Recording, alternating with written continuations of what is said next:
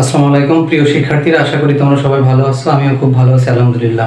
গতদিন আমি আলোচনা করেছিলাম পরিবর্তক দ্রব্য সম্পর্কে। অনেকে জানতে চেয়েছো পরিপূরক দ্রব্য সম্পর্কে একটু বিস্তারিত আলোচনা করলে ভালো হয়। দেখো, পরিপূরক দ্রব্য সম্পর্কে আলোচনা করব, যেটাকে ইংলিশে আমরা বলি কমপ্লিমেন্টারি গুডস।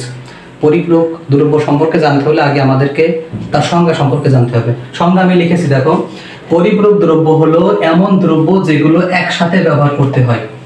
আই রিপিট, পরিপূরক দ্রব্য হলো এমন দ্রব্য যেগুলো একসাথে ব্যবহার করতে হয়। এটা যদি সহজভাবে একটু ভেঙে দিই, একটি দ্রব্য ব্যবহার করলে অপর দ্রব্যটি অপরিহার্যভাবে ব্যবহার করতে হয়। তার মানে এক কথায় একটা দ্রব্য ব্যবহার করতে গেলে যদি ওই দ্রব্যটার সাথে অন্য কোনো দ্রব্য মাস্ট বি ব্যবহার করতে হয়, সেটা হলো একে অপরের পরিপূরক দ্রব্য। উদাহরণের সাহায্যে একটু ক্লিয়ার করার চেষ্টা করি। দেখো, উদাহরণ লিখেছি মোটরসাইকেল এবং পেট্রোল। এখন আমরা কেউ যদি মোটরসাইকেল ব্যবহার করতে চায়, শুধুমাত্র কি মোটরসাইকেল ব্যবহার করতে পারবো উইদাউট পেট্রোল কিংবা অকটেন? তার মানে মোটরসাইকেল ব্যবহার করতে হলে আমার পেট্রোল কিংবা অকটেন, তার মানে তেল আমার কিন্তু লাগছে। মোটরসাইকেল এবং পেট্রোল বা অকটেন যাই বলো না কেন, এটা একে অপরের কি পরিপূরক দ্রব্য। কারণ মোটরসাইকেল ছাড়া আমি পেট্রোল কি কোনো কাজও দিতে পারবো না, আবার পেট্রোল ছাড়া আমি মোটরসাইকেলও চালাতে পারবো না। আবার দেখো, মোবাইল ফোন এবং সিম কার্ড একে অপরের পরিপূরক দ্রব্য। কি কারণে? মোবাইল কেনার পর আমাদের সবার প্রথমে আমাদেরকে কিনতে হয়, সিম কার্ড লাগতে হয়, অত্যাবশ্যকীয়ভাবে সিম কার্ডে আমার প্রয়োজন পড়ে। এর জন্য একে অপরে কি বলি, এই দুইটাকে পরিপূরক দ্রব্য হিসেবে বলি। আর উদাহরণ দেখো, কালি এবং কলম লিখেছি।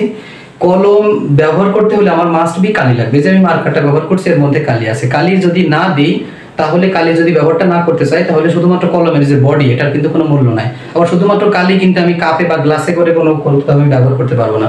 তাহলে এক কথা হলো পরিপূরক দ্রব্য কি, যে দ্রব্যটা ব্যবহার করতে গেলে অন্য একটা দ্রব্যের ব্যবহার অত্যাবশ্যকীয়ভাবে প্রয়োজন পড়ে। মানে একটা দ্রব্য ব্যবহার করতে গেলে অন্য একটা দ্রব্য লাগে, এক কথায় খাঁটি বাংলায়।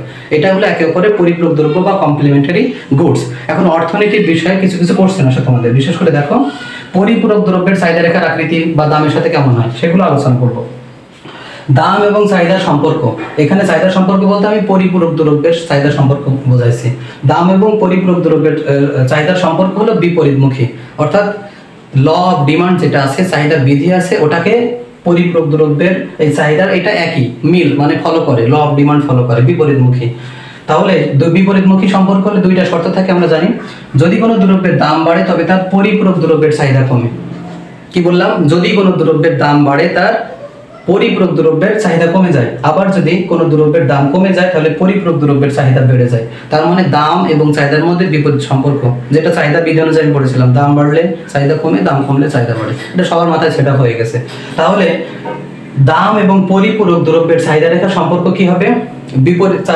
চাহিদার সম্পর্ক হবে বিপরীতমুখী। আর রেখাটা কেমন হবে? আর বিপরীতমুখী যে কোনো রেখার আকৃতি বাম থেকে ডান দিকে নিম্নগামী হয়। আমি ছোট একটা ডেমো দিয়েছি উদাহরণের সাথে। দেখো, আমি লম্বকে ধরেছি মোবাইলের দাম, আর এখানে আমি পরিপূরক দ্রব্য কি সিম কার্ড লিখেছিলাম, সিমের চাহিদা ধরেছি।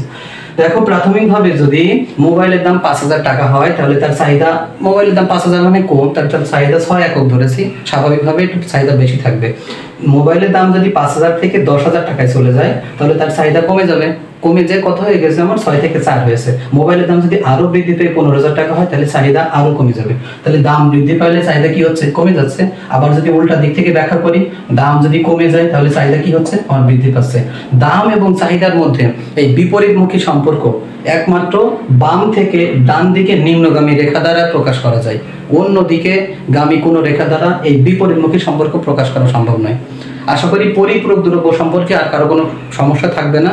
যদি এরপরও পরিপূরক দ্রব্য সম্পর্কে কোনো সমস্যা থাকে, যদি না বুঝে থাকো, আমাকে কমেন্টের মাধ্যমে জানাও।